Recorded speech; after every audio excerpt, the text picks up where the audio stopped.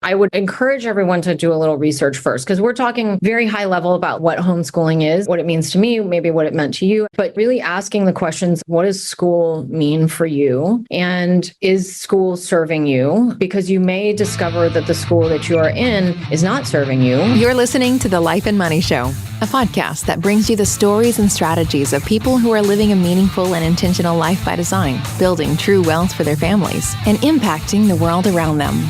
And now here are your hosts, Annie Dickerson and Julie Lamb. Well, hello, everyone. I'm Annie Dickerson here with the one, the only, Julie Lamb. Hey, Julie, how you doing? I'm doing fantastic. I'm doing good. What's new with you? Oh my goodness, so much is new. I mean, in the fall with schools, there's just so much is going on. And I wanted to take a moment to share a little bit about my older son, Kai's school. So he actually, this is relevant for today's topic because we're talking about homeschooling, but I tried to homeschool him or unschool him for a little bit during the pandemic, at the height of the pandemic, really, because he's one of those kids that just doesn't fit into the traditional school system. In fact, if you remember, he was suspended his first week of first grade, not because he was being malicious, but because he was trying to poke holes in the rules and the framework and really try to understand where the boundaries were. So anyway, we found this amazing school for him here in the Bay Area. It's called Big Minds, and it is unlike any other school. In fact, I want to go there. It sounds so cool. So every semester, it's a small micro school. It's like 25 kids with like 14 teachers, a lot of whom come and go. And they're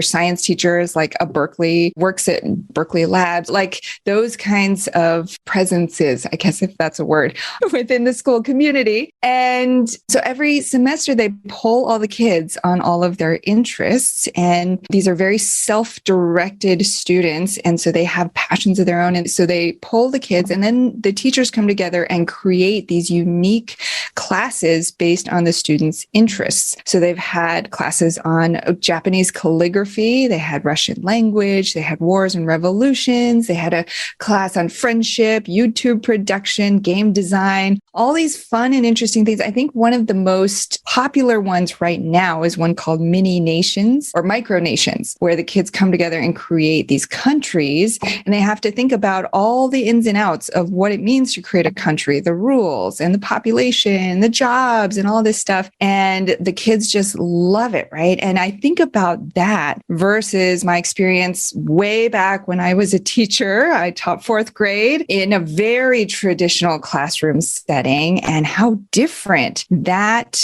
environment was from what he's experiencing now through this very unique unschool, micro school situation. And I know it's a lot of what you and I talk about all the time, and it's what we're passionate about. And it's going to be our focus on this episode today. We're going to talk about exactly what you're doing with your kids through homeschooling, because we've gotten a lot of interest and questions about how exactly you're running this business and homeschooling your kids, which is a minor miracle, honestly.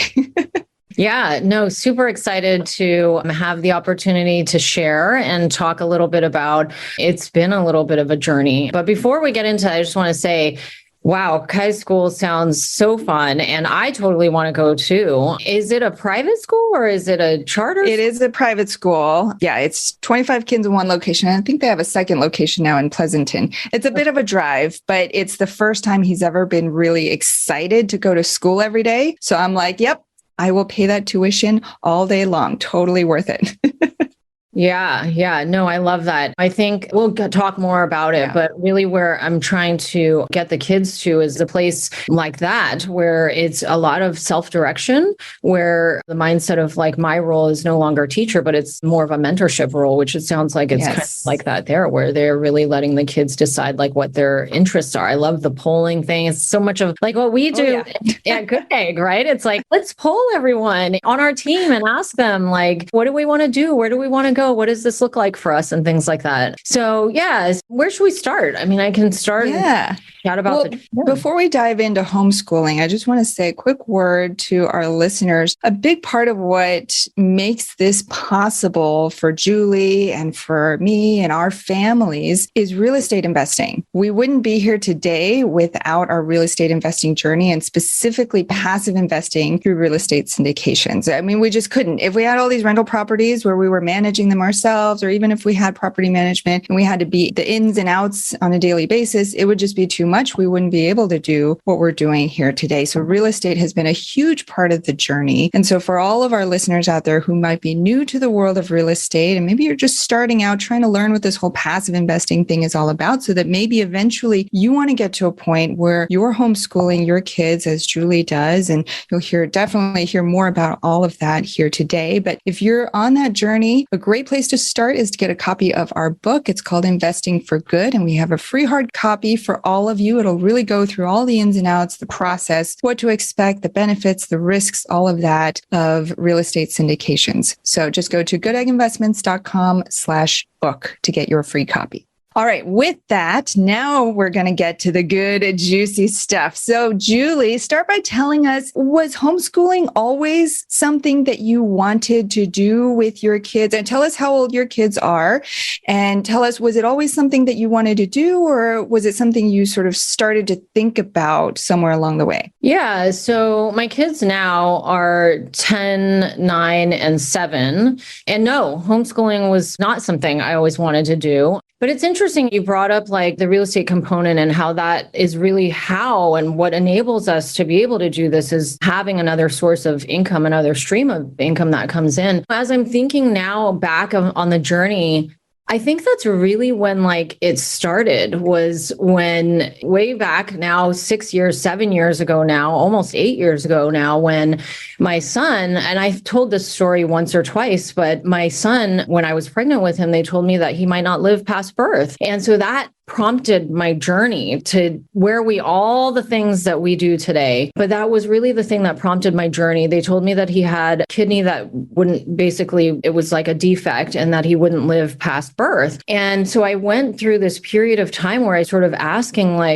we realized it wasn't him. Then they thought it was me. And I realized then at that point, like, what do I really want out of this life? And it was to spend time with my kids. And that led me on this journey to discover real estate, which then led me on a journey to discover that I didn't want active real estate and that I wanted passive real estate, which led me to find syndications. But that was really sort of the impetus, the thing that started all of the curiosity of like, how can I spend more time with my kids? But no, going back to the original question, homeschooling was never on my radar. I think I had an idea of what homeschooling was, but I didn't really know. And I pictured like people sitting out in a forest somewhere just talking about random topics, not math, not science, not reading, but just like life stuff, I guess. And as I've done more research, I've realized that homeschooling is whatever you want it to be, whenever you want it to be, however you want it to be. And I've had to go on a journey to get to that place to discover that. But no, we were in the public school system for the first couple of years, and I was very active in school. I was with my kids all the time. Other kids in the school knew who I was, and they would call me Miss Lamb, and I was just very active there. And then my older daughter is very academic, so she did very well in school. My younger daughter, not so much. And I think I've shared this with you before, but when I realized that school was going to be different for her was when we watched this video called Alive. Have you seen it? Did you ever watch it? No, I don't think so. Oh my gosh. We got to watch this. I'll show you later tonight. I know we're seeing each other, but it's this short cartoon video, I think Pixar related or created.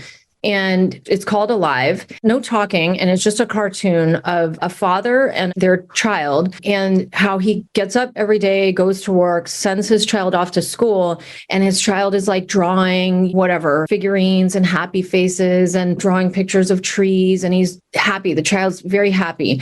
And he comes home and the dad puts his hand on the thing and is like, this is not what we're supposed to be doing, and crosses out all of his happy stuff, his trees and his hearts and all of these things. And he points at the numbers and it's like an arithmetic problem or a math problem, whatever. And over time, and they do this, the father gets up, goes to work, sends the kid off to school. And over time, you watch the cartoon, just the son just gets sadder and sadder and sadder. And he loses his color in his face. And at the end of the cartoon, it's like, he's just like hunched over, like walking to school and just like completely unhappy. Anyway, you got to watch it, Google it. I showed that video to my daughter because I had a hunch that's how she felt. And this is the moment that I knew that she needed something different, was she just started bawling. And she was probably 4, I think, at the time. And I knew at that moment resonated so much with that, and that she has this creativity and this joy inside of her and this natural curiosity and natural joy and desire to learn that was actually being crushed by the school system and the way the school system, typical school systems, are set up. So not knowing how to help her, I put her into the public school system and thought, well, if I'm there by her side, I can help sort of shape her experience of school that might be different than what she's getting through the regular public school system. And then COVID hit. And then I was like, okay, public school is not going to serve her and us anymore. Maybe it's private school. Maybe the smaller setting with 8 students to 1 teacher scenario would really work for her to bring that curiosity, the attention, that she would really thrive. And what I realized was that in traditional private school, not like the one that Kai's at, but a traditional private school that's similar to the setup of public school is no different really outside of that. And that at the end of the day, it's still about control, right? That's what I've realized, is that the regular school system is about sit down, be quiet. There's an authoritative situation there, right? Where it's like, I'm the teacher. I stand up in the classroom. You talk when you raise your hand. You have to ask when you have to use the bathroom. And there's just a different, we weren't getting to what I felt like was going to work for her. So we did that for the first year of COVID, 2020, 2021. So then I thought, okay, this is when homeschooling, I was like, okay, we're going to try homeschooling. And the following year, which was last year, and I went on a path of trying to understand, what does homeschooling mean? Do you just take your kids and you just do whatever you want with them? Or do I have to follow a curriculum? Or do they have to do I have to follow sort of the milestones of things they're supposed to learn in whatever 4th, 3rd, and 1st grade? Or what does this look like? And so I thought, okay, well, I guess I need to follow curriculum. And so I went out there and got a curriculum to follow that was based on Waldorf educational philosophies. And it was great. And we did that, but it was still the same thing. It was still a position of, I'm the teacher, you're the student. And so I realized that going through all of these private school, public school, homeschooling using a curriculum, at the end of the day, was still very much in this mode of, I teach, you listen. You learn what I say we're going to focus on. And we were getting looser with the curriculum. Obviously, we had some bandwidth to flex and flow, but it still wasn't going there. This is a very long answer to your question of, no, this is great. But yeah. But yeah, to your point about control, when I think back to my time as a classroom teacher, that was what we were taught. You know, I didn't go through I did Teach for America, so I didn't do the traditional teacher certification, but still in the Teach for America boot camp, it was about classroom management. That's what they call it, classroom management. Yes. You manage the children, you get them to do what you want so that you can get them to score at a certain level on the test so that the school can get the funding and this system, right? It's not about educational outcomes. It's not about the whole child. It's about none of that. When I think back to that time, I hate that I was part of that, but that was what teachers are taught. That's what success looks like in the traditional educational model, which is why teachers stand at the front of the room and they teach and students are there. And of course they're bored because everything that they see outside of those 6 or 7 hours they spend in the classroom is completely different than what they experience in the classroom. They're like, how does this apply to my real life? They look at their parents and their family friends, and nobody experiences this model on a day-to-day basis in the real world. And so it's a very outdated system. So I love that you went through this journey, sort of starting with where things have been and trying to push the boundaries a little bit. Like, what about this? Okay, no, that's not quite it. What about this? And just iterating through that. We talk about life by design, right? This is like education by design. You didn't take the default. You were like, okay, this part we need to tweak a little bit. Let's try this on for size. That's not quite right. Let's try this on for size. And so through that, you really discovered something, it sounds like, that works really well for you and your family. Yeah, it's still a journey. We haven't quite figured it out exactly. I think a lot of it too is that every child is different, and one child may need, that's what adds another layer of complexity for everyone out there who has multiple children that they might be thinking about homeschooling. Every child is different. And my middle daughter, she needs her space to be creative, and she's got this strong sense of natural curiosity. And then you've got my son, who is sort of thrives in the order and the way the traditional school is set up. So trying to navigate those waters too, of like, how do I give every child what they need in the way that they need it, in the way that I'm capable of giving it to them too, and all at the same time, because we homeschool in one big room, is a bit of a challenge. And how do you navigate that? A lot of it is being very close with your child and really listening to them and understanding what their needs are and listening to what they say their interests are, and really watching their behaviors too is another way that we've sort of honed in on what works for one may not work for the other, and what does this child need, and how can we give that to them and satisfy what their needs are versus the other.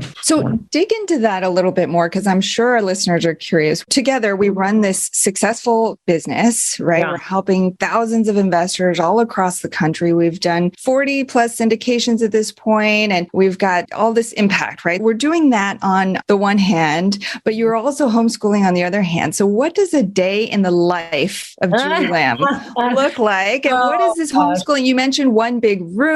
Like, paint a picture for us of what this actually looks like and how your day shakes out between the business and homeschooling. Yeah. So what it means is that you have to have firm boundaries on both ends, right? You cannot sort of roll into homeschooling time and vice versa. You can't roll into work time. And when I have to work, I have to work. And when I'm homeschooling, I have to homeschool. But being very clear sort of about how much time allocation you want to spend from one versus the other, and how you're going to set up the day. So the way I have it set up is that I'm in Hawaii and I work in the early mornings, which is 9 to 12 basically here. And I work in the early morning, 6 to 9 over there in Hawaii. And then after that, I take a little break and then I'm with my kids. So then pretty much we spend another 4 hours or so homeschooling. And that's pretty much what, and then they roll off into the afternoon and they're doing a lot of their other activities that they do, sports and whatnot. But yeah, that's what the day looks like. So yeah. Okay. So when you roll into the homeschooling part of the day, what does that actually look like? Are your kids on opposite sides of the room working on their own projects? Do you come together and start with circle time? Do you, what does that look like? Yeah. So I think before we talk about that, I think one thing that we've realized as we moved away from this curriculum that we were following, I stumbled upon this idea of project-based homeschooling. And I actually didn't even know what unschooling was probably until like a month or two ago. And I just was like, this is what I mean. It's like a journey. Like I didn't even know what unschooling was. And then I discovered project-based homeschooling and I was like, oh, this is really interesting, because talk about the pain. Like, oh my gosh, I couldn't even get the words out, because when people think of homeschooling, they're like, oh my gosh, I don't know how you do it. That was last year for us, trying to follow a curriculum, trying to get our kids to sit down and do the assignment and follow the thing within some flexibility, right? So it was different from regular school in that we had flexibility of travel and the curriculum. We could sort of flex around that. But at the end of the day, I was like realizing that we're like still doing the same thing that we were doing before. And so where it's this sort of authoritative position that I was taking, and I realized that that wasn't working for us and it wasn't working for the kids. So then I discovered project-based homeschooling, which is this idea that you're really is taking a bit of a mindset shift, because you're no longer a teacher and you're really acting as a mentor or a coach, which I love to do. It's what we do in our business and the role that I play in our business. And you're really just there to help facilitate their curiosities, their ideas, their passions, and things that they want to do. And so we decided to jump into project-based homeschooling this year. And one of the books that was super helpful to help us understand, well, what does project-based homeschooling look like, is a book called Project-Based Homeschooling by Lori Pickert. So if anyone, we'll put that in the show notes, but that was such a good book for me to understand, because I think that's the biggest question that I get is like, what does homeschooling look like for you guys? And now I talk about the project-based piece of it being a big piece of what we do. So I've evolved into project-based. So we're no longer following a curriculum, but now because we're doing project-based, which means that we just have the kids dictate what their interests are, and then we roll with these projects. So our day has now been sort of created by our interests and things that they want to do. And so math is something that all three of my kids still are very much interested in. And so for that piece of it, we follow a curriculum. And so they start the morning off doing math because the morning is when the mind is at its best. And math is probably one of those things that's better off you're doing in the morning. So they do math. And then when I get off of work, that's when we roll into the project-based piece of it. And so the project-based is then we all sit down in a circle. So it's not like I sit down in front of them and I'm standing and they're sitting and they raise their hand and all of that. It's really like having a conversation between all three of us. And sometimes my older one will be like, well, today for my project, I want to work on science. And so she'll go off and do her science thing. And then the other two, I'll sit with just the two of them. And we'll start a conversation, one of them about their interests around jewelry making, let's say. And then the other child will chime in and start contributing to the conversation around the other's interests. And they'll just have this open, collaborative conversation around jewelry making. And what does it mean? And how might one child be able to help the other if one child's working on a project? And so there's a lot of collaboration in the day and a lot of sort of sharing thoughts and ideas and really letting each of the children, no matter their age, be the leader in the conversation if it's their expertise, right? Which traditionally it's not that way. It's like, well, the older you are, you're the leader, right? Where kids that are 7 might know more about a certain topic than a 10-year-old might know and have so much value to offer. And so that's how we kind of like set up that piece of it. And then beyond the project base, I mean, we do Mandarin classes, again, following their interests. This is what they want to do. So they do an online one-on-one tutoring with a Mandarin teacher. And then we also do my funnest part, the part that I enjoy so much, is I've integrated an entrepreneur lab and also an investing lab into our week. And so we spend about an hour for each once a week, and where we talk about sort of what does it mean to be an entrepreneur and what does it mean to be an investor and what does it look like, each of these different things. And so again, circle time, we all sit around and they take notes because they want to, not because I tell them you should take notes. But yeah, that's kind of like what our days look like. We do have one day in the middle of the week. And for any homeschooling parents out there that are considering homeschooling, maybe you're not homeschooling already, it's kind of like a break in our week. So once a week, every Wednesday, my kids go off to a science, like an outdoor science exploration day, where they spend the whole day, this is in Hawaii, and they spend the whole day outside hiking and looking at worms and fish and just doing a lot of like outdoor, getting their hands dirty with like science and outdoor stuff. And it gets nice because it gives my husband and I a break in the week. But yeah, that's kind of like what our days look like. But the one thing I guess I could say too is that what I've learned is that homeschooling is not just like between the hours of 9 to 2 every day. And when I talk about it being a mindset shift, it's really, we talk all the time. Anytime that I see a learning opportunity, like my child will ask a question when I'm cooking dinner, we're homeschooling. To me, that's homeschooling. She'll ask like, well, Mom, what does an asset mean? What does a liability mean? What does that look like? As I'm like cutting vegetables, right? And we'll talk about, what do you think it means? I always lead with that because I want to gauge like sort of what do they understand so far? And you would be so surprised how much kids know already intuitively about stuff. And so that's what I realized too, is that homeschooling isn't like it is with regular school, where it's like 9 to 3, and that's when you learn. And then anything outside of that, other than homework, is like not learning time when there's so much to learn. So yeah. Yes.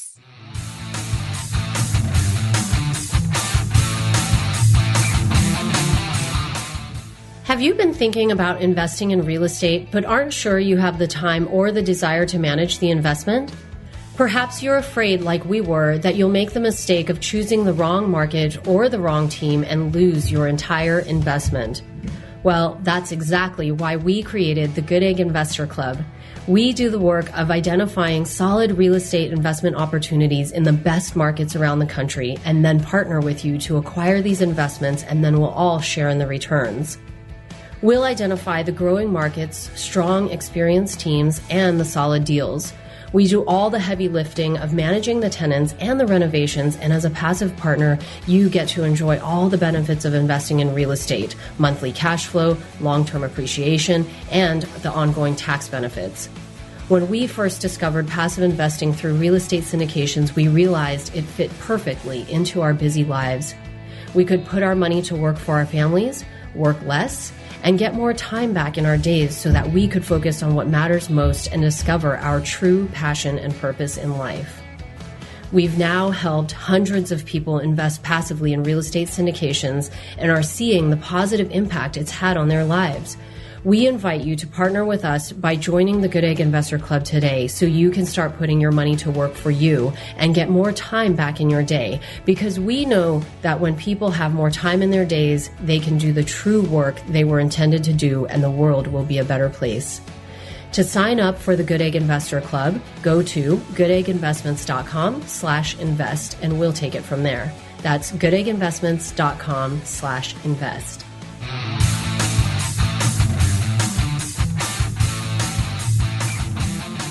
You're right. It takes a simple but massive mindset shift that kids are humans. Humans are built to learn. That's what we just naturally do. We don't have to force it. The school system is all about trying to force you to learn, believing that, if we don't have schools, people wouldn't learn. But it's not true. People naturally want to learn at all ages and all stages. And so much of what I heard you say in describing your day is we don't force the kids to do anything. We don't stand in front of them. We don't enact these rules or these frameworks. We let them do what they want. And the result is that they naturally follow their curiosities, and thus they're more self-directed and they're more into whatever it is that they choose. And through that, you can teach them everything that they need to learn. They can discover it on their own, which means that they're going to internalize that all that much more because it's meaningful to them. Yeah. And so it's interesting though, too, like when you think about where the future is heading for kids too, and in terms of job opportunities and what kids need to know. And it's no longer like they need to know how to work on a line and like the Industrial Revolution, like it's different. And how kids are going to thrive in the future is on creativity and taking initiative and learning how to work together on teams and collaborate and respecting others' opinions and ownership and all the stuff we talk about at Goodegg. And so if kids aren't given a place to do that, they're going to end up getting left behind when the jobs come online in the next 10, 20 years they're going to be working at. So, yeah. Absolutely. Now, before we move on, I want to ask a sort of a more logistical question that may be on some of our listeners' minds, especially those who may not yet homeschool, maybe thinking about it. What about the logistical side of things? Like, do you have to report into the state or a school, or do your kids have to take certain tests? Or what about down the road when they go to middle school or high school? Like, it's crazy. Yes, this is such a good question. It's one that I had as well. I was like, what do? Do you have to tell somebody that you're going to keep three kids at home and not send them to school? And the answer is yes. Well, the answer is it depends on what state you live in. In California, you are required to file, and there's a little window of time. We just passed it between, I think, October 15th, I think, sometime between the 15th and the 30th, when you have to report that you're going to homeschool your kids. But it's just as simple as filling out a form and saying, I'm going to homeschool. They say, what's the name of your homeschool? Yeah. What is the name of your homeschool? Lamb Homeschool. You know me. So when I did this, because I did this for a year, and we called ours Quantum Spark Academy. Of course you did. Of course you did. This is why. Okay. For all the listeners out there, anything remotely creative in our business, like the name of our company, the name of the Life and Money Show, it's all Annie. Because if it was up to me, it'd be like, I don't know, the podcast about life or something boring. Yeah. But yeah, it's crazy because there is nothing to really do. It depends again on what state you live in terms of like testing and reporting and things like that. But in California, there was nothing as far as I can remember, especially for elementary ages. There wasn't anything I needed to do. So yeah. Did you find that there was something else? Maybe I missed it. I don't know. No. No, I think there was like loose attendance records you were supposed to keep or something. But yeah, I didn't keep any of those. Oh gosh, I definitely did not do that at all. But I mean, like you're homeschooling every single day. So it's not like one day you would just not talk to your kids and not engage with them, right? It's like every single day there's schooling. Yeah. Okay, so now I want to transition before we wrap the show and talk a little bit about, okay, for anybody who might be listening who's like, this all sounds amazing. Yeah. I would love to do this someday. someday. Yeah. But maybe right now they're working a full-time job. They don't have the capacity to do something like this, but they still want their kids to sort of learn, maybe especially what you were talking about with Entrepreneur Lab and Investing Lab, get some of the basics, especially around things that they don't teach in a traditional classroom setting. Is there something, talk a little bit about maybe what we do with MoneyWise Kids. How can they help their kids to better prepare for the future? Yeah, it's tough. I mean, I think, well, first of all, I think it's just even backing it up a little bit is asking yourself the question. I would encourage everyone to do a little research first, because we're talking very high level about like what homeschooling is, what it means to me, maybe what it meant to you at one point, but really asking the questions of like, what does school mean for you?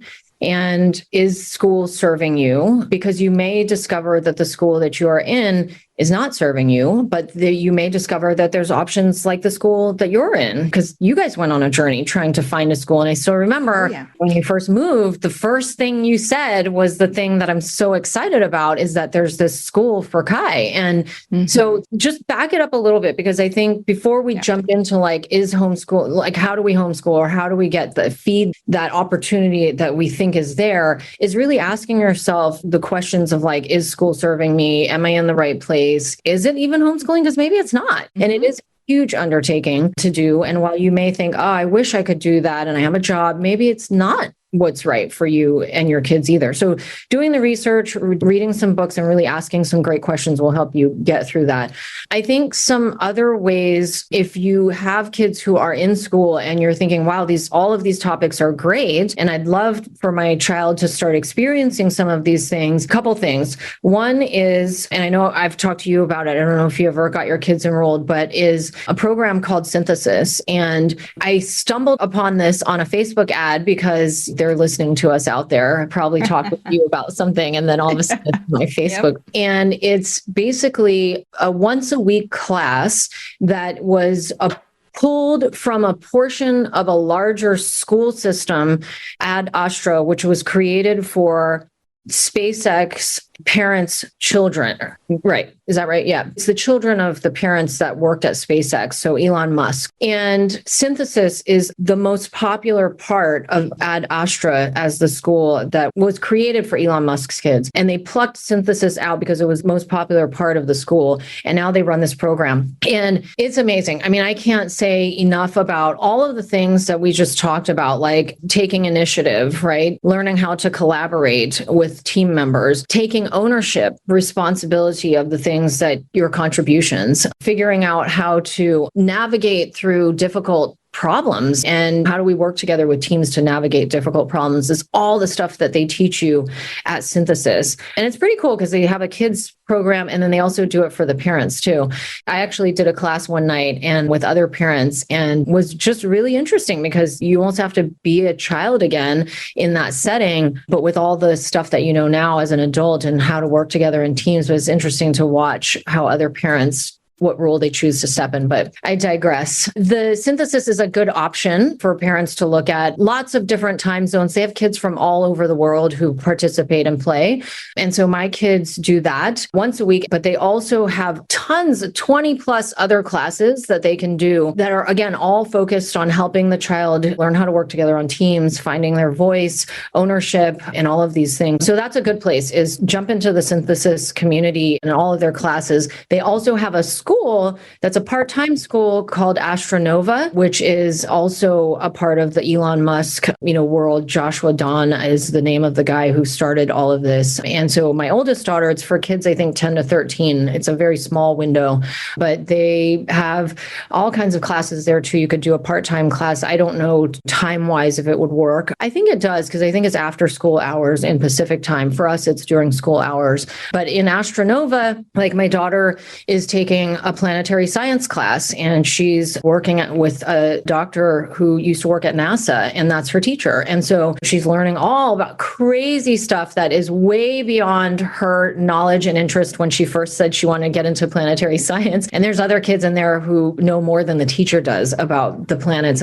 It's wild, but think about if you join the school, how we're immersing kids, my child, in a room with kids that are much smarter, right? You never want to be the smartest person in the room. So that's the first thing I told her when she felt discouraged. I said, if all of those kids, or you think they're smarter than you and they know more than you, then you're in the right place. So she has that. And she's also taking a class on Bitcoin and crypto, which is, you got to learn about this stuff, right? Like you and I are still learning about Bitcoin and crypto, but it's something that kids, I believe, in the younger generation need to know about. So anyway, Astronova is another place to go. Synthesis is a place to go. MoneyWise Kids is an offering that we have because of all of these things that we're talking about and the need for children to learn about money and finance, open up that conversation more loosely than it has been for our generation, and also to talk about entrepreneurship. So we launched MoneyWise Kids earlier this year, and it's been so much fun to have the kids. It's only unfortunately open to our investors and their kids, but if you're interested in or have been thinking about becoming an investor with us, then just be aware that this is another thing that we offer to our community of investors. It's something that we're toying with, maybe opening up to not just investors' kids, but to others as well.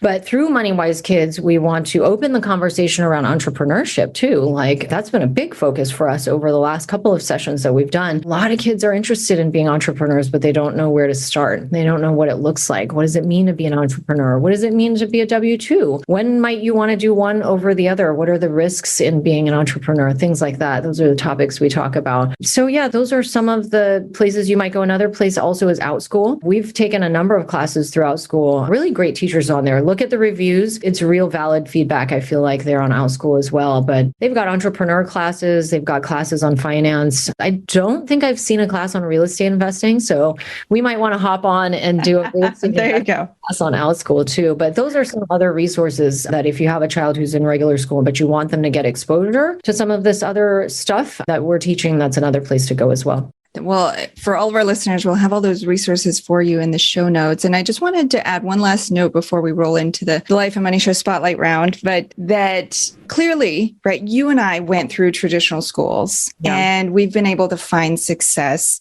outside of the traditional career path. Mm-hmm. So it's not that it's not possible. So if my younger son right now, he's in traditional schools and we may or may not keep him there. We don't know, but it's not like it's necessarily bad or wrong or anything like that. It's just you have to find the best fit for your child. And you and I, we had to do a lot of unlearning, right? To shed all the things that we learned from traditional schools in order to get into that place where we could be successful entrepreneurs. And so to the extent that you can give your children that head start, whether it's through homeschooling or whether it's through these supplemental experiences and classes and online experiences, then that will just give them that one step up as they transition eventually into the, quote, the real world, right? Yes. All right. Well, with that, I know we've covered a lot of ground. Hopefully all the listeners, hopefully you've gotten some really good nuggets from this conversation. And we love talking about this stuff. So if you guys enjoy this episode, we'll definitely dig in further on future episodes as well. But before we wrap up, we're going to roll into the Life and Money Show Spotlight round. We're going to ask I get the chance to answer this. That's right. We're going to turn the tables around and ask Julie the 3 questions she normally asks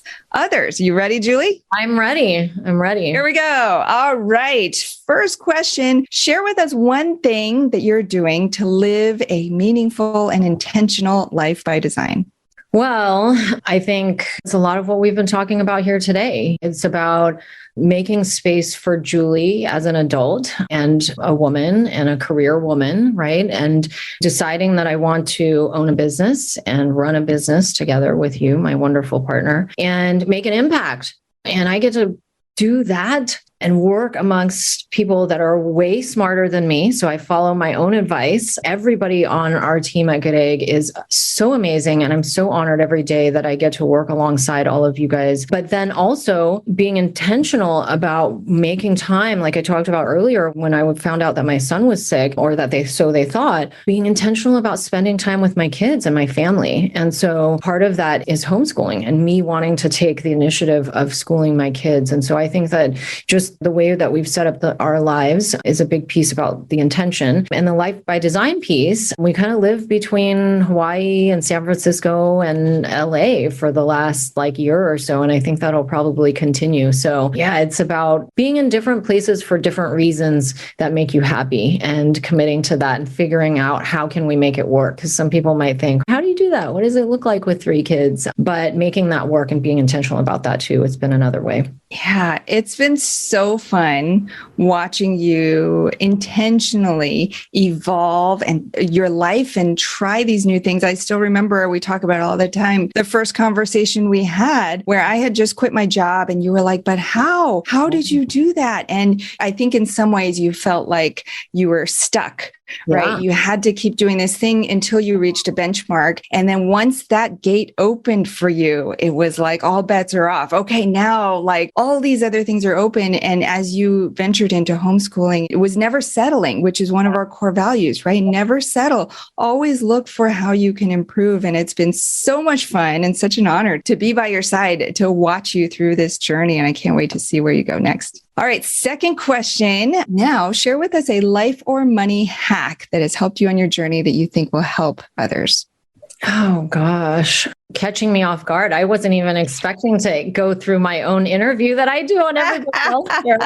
I guess it's funny because now how many episodes? I've heard so many answers to this, so many really good ones. But I think one of the best things that I think I've done over the last year has been finding time to think and finding time for just sitting and being. We are human beings. I don't know if you remember, was it Coach T who taught us that? He's like, we're human beings, right. We're human doings. And I've always been all about the hustle, the go, go, go, go, never stops, doesn't matter. I don't care if I'm tired, I push, I go, and I go hard. And you probably remember the evolution of me trying to get here through all the coaching that we did over the years with Coach T. But that's something that I've integrated over the last year in a very real way where I find time now to just sit and be. And I didn't even know, if you asked me 5 years ago or even 3 years ago, do you ever find time to just sit and be? It was like, gosh, no, I can't remember. 10 years, 15, maybe 20. The last time I sat on a couch and just stared off into space, not looking at my phone and not doing anything, but just sitting